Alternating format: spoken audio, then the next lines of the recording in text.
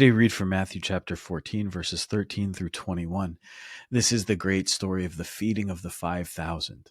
The feeding of the 5,000 as Jesus takes 5 loaves and 2 fish and feeds this vast multitude.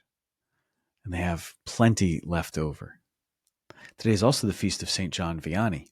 St. John Vianney is the patron saint of parish priests. So I'd ask you to pray for the intercession of St. John Vianney for each of your pastors, for each of your parish priests, that God would give them every blessing that they need to really and truly shepherd, guard, and feed his flock.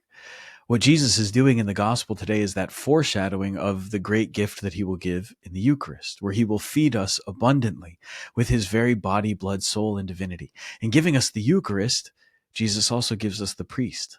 The priest is the one who is meant to bring the Eucharist to us, the one who is to make bread and wine really and truly the living sacramental presence of Christ on earth. We need this great gift. We need to be fed. So the people gathered around Jesus, listening to him, allow him to take pity on them, to see them as sheep without a shepherd, and to feed them. But Jesus also raises up those who are called to the priesthood, just as he raised up this great priest in the tiny village of Ars in France, and made him that servant who would bring to his people the body of the Lord. St. John Vianney is that great example for us of perseverance, of priestly piety and holiness.